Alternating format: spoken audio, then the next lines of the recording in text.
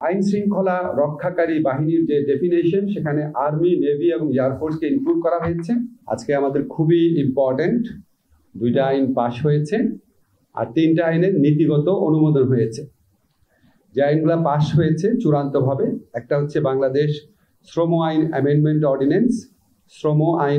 Ordinance, আরেকটা হচ্ছে আপনার RPO, representation of peoples order, election related যে লটা, representation of peoples order, RPO বা গণপ্রতিনিধিত্ব আদেশ, না জি 2025।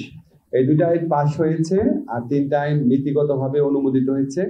একটা খুবই ইম্পর্টেন্ট আপনারা জানেন, সেটা হচ্ছে সুপ্রিম কোর্ট সচিবালয় আইন। সেকেন্ড যেটা, সেটাও খুবই ইম্পর্টেন্ট, দুর্নীতি দমন কমিশন আইন। আরেকটা হচ্ছে আমাদের জুলাই গণ অভ্যুত্থান স্মৃতি জাদুঘর আইন। লাস্ট 3টা আইন নীতিগতভাবে অনুমোদন হয়েছে, আর একটু আমাদের ডিসকাশন করতে হতে পারে, চূড়ান্ত অনুমোদনের জন্য আবার উপদেষ্টা পরিষদে তোলা হবে। চূড়ান্তভাবে যে আইনটা অনুমোদন হয়েছে এটা খুবই যুগান্তকারী একটা আইন। আমি বলবো বাংলাদেশ শ্রম আইন অ্যামেন্ডমেন্ট অর্ডিন্যান্স। ডাবল ধামাকা অফার, ওয়ালটন ল্যাপটপ পাওয়া যাচ্ছে নতুন ছাড়কৃত মূল্যে। এখানে আমাদের শ্রমিকদের স্বার্থ রক্ষার জন্য, তাদের কল্যাণে অনেকগুলো পদক্ষেপ নেওয়া হয়েছে। 90টা সেকশনে অ্যামেন্ডমেন্ট আনা হয়েছে, 3টা শিডিউলে, 90টা সেকশন এবং 3টা শিডিউলে অ্যামেন্ডমেন্ট আনা হয়েছে। সবটা আমি বলতে পারবো না, কয়েকটা জিনিস শুধু বলি। এবং এই অ্যামেন্ডমেন্টগুলো আনা হয়েছে আমাদের যে আইএলওর কমিটি অফ এক্সপার্ট আছে তাদের রেকমেন্ডেশন অনুযায়ী। আপনারা জানেন আইএলওতে বাংলাদেশের বিরুদ্ধে একটা কমপ্লেইন প্রসিডিউর আছে, ওই প্রসিডিউরে অনেক রেকমেন্ডেশন আসছে। আমাদের ইন্টারন্যাশনাল যারা ডোনার আছেন, আমাদের যারা বিভিন্ন রাষ্ট্র আছেন, শ্রম অধিকার সংক্রান্ত বিভিন্ন প্রতিষ্ঠান আছেন, সমস্ত কিছু বিবেচনা নেওয়া হয়েছে।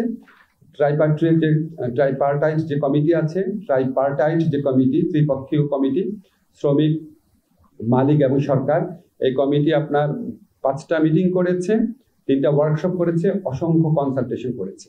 এখন আমি যেই পরিবর্তনগুলো আনা হয়েছে, কয়েকটা পরিবর্তন শুধু বলি। একটা হচ্ছে লেবার ল এখন থেকে নন প্রফিট যে অর্গানাইজেশন আছে সেটার ক্ষেত্রে প্রযোজ্য হবে। লেবারের ডেফিনেশনকে এক্সটেন্ড করা হয়েছে। গৃহ পরিচারক যারা আছেন, নাবিক যারা আছেন, তারাও এখন লেবার হিসাবে লেবার লয়ের প্রোটেকশন পাবেন।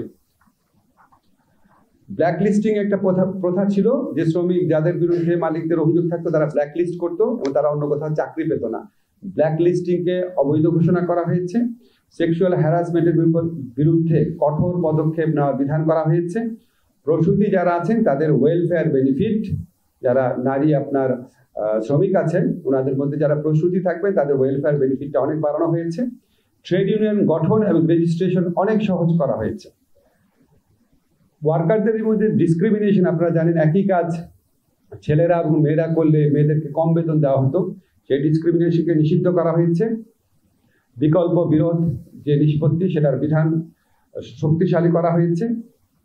অ্যাক্সিডেন্ট কম্পেনসেশন ফান্ড, যে দুর্ঘটনায় যদি হয় কর্মস্থলে, সেটার জন্য একটা ফান্ড গঠনের প্রস্তুত করা হয়েছে। দুর্ঘটনায় যারা শিকার হবেন তাদের পুনর্বাসনের জন্য বা তাদের চিকিৎসার জন্য।